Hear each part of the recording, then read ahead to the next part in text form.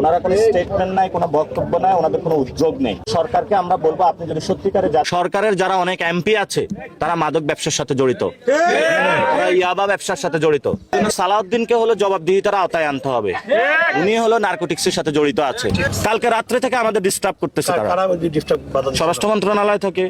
এই যে চুড়ি চুড়ি লাল চুড়ি পরাইতে হবে সালাউদ্দিনকে, যে হলো সংবিধান বুঝে, সীমান্ত বুঝে না, সীমান্তে যে হত্যা হয় সার্বভৌমত্ব বুঝে না, জাতীয়তাবাদ বুঝে না, শুধু সংবিধান বুঝে। এগুলো হলো ভুয়া সাংবিধানিক, এগুলো হলো ভুয়া জাতীয়তাবাদী।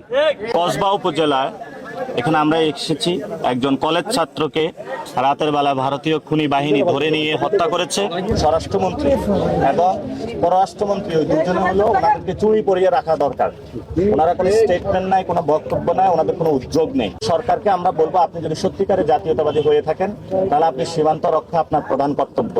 আর যদি আপনি সীমান্ত রক্ষা করতে না পারেন তাহলে আপনি একটা ভুয়া জাতীয়তাবাদী। যারা ভুয়া জাতীয়তাবাদী আছে তাদের মধ্যে দেশ নিরাপদ নয়। আমাদের যারা সন্তান রয়েছে, যাদেরকে আজকে খুন করা হয়েছে, ওনার বাবা রয়েছে। সরকারকে বলবো যে আপনি এখানে আইসা মাদক ধ্বংস করুন।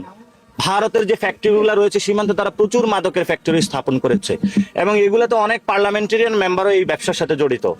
সরকার পার্লামেন্টে ঢুকার আগে এগুলোর হলো মাদক খেয়ে আসছে না কিনা সেগুলো হলো চেক করানো আগে দরকার, তাহলে হবে। সরকারের যারা অনেক এমপি আছে তারা মাদক ব্যবসার সাথে জড়িত, তারা ইয়াবা ব্যবসার সাথে জড়িত। বাংলাদেশে তাহলে ঢাকাতে ইয়াবা পাওয়া যায় কেন? পোলাপানের কাছে গাঞ্জা পাওয়া যায় কেন? ফেন্সিডিল পাওয়া যায় কেন? সরকারের যারা এমপি আছে, স্বরাষ্ট্র বিভাগ আছে, তাহলে তারাও এটার সাথে জড়িত আছে। এই জন্য সালাউদ্দিনকে হলো জবাবদিহিতার আওতায় আনতে হবে। উনি হলো নার্কোটিক্সের সাথে জড়িত আছে, নাহলে বাংলাদেশে নার্কোটিক্স আসে কিভাবে, সেটা আমাদের প্রশ্ন। আমরা বলেছি যদি সীমান্ত হত্যা আরো বাড়ে, সরকার যদি উদ্যোগ না নিতে পারে, আমরা সীমান্তের দিকে লং মার্চ দিব ইনশাল্লাহ, বাংলাদেশের সবাইকে নিয়ে দেখবো আমাদের কে ঠেকায় তারা। এবং সরকারকে বলবো এর আগে আপনারা উদ্যোগ গ্রহণ করুন, যাতে আপনারা সীমান্ত হত্যা কমিয়ে নিয়ে আসতে পারেন। এবং কয়েকদিন আগে একজন সাংবাদিককে খুন করা হয়েছে। এখানে সাংবাদিকও নিরাপদ না, স্কুল কলেজ ছাত্র নিরাপদ না, কোনো নাগরিক নিরাপদ না, তাহলে বাংলাদেশের মানুষ কোথায় নিরাপদ? এটা সরকারের কাছে প্রশ্ন আমাদের। আমি আজকে আসার পথে অনেক জায়গায় আমাকে বাধা দান করা হয়েছে, আপনি 3 জন যাইতে পারবেন, 4 জন যাইতে পারবেন। আমি তো বাংলাদেশে দাঁড়িয়ে আছি, আমার যেটাই ইচ্ছা সেটা আমি ঘুরবো, যেটাই ইচ্ছা সেটা আমি যাব। হু আর ইউ যে আপনি আমাকে বলার জন্য যে আমি কয়জন সহকারে যাব? কালকে রাত্রে থেকে আমাদের ডিস্টার্ব করতেছে তারা, স্বরাষ্ট্র মন্ত্রণালয় থেকে।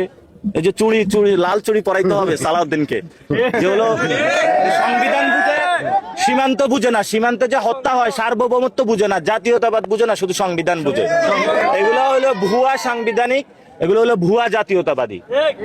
এই জন্য তাদেরকে বলবো বাংলাদেশের পক্ষে আসুন দ্রুত।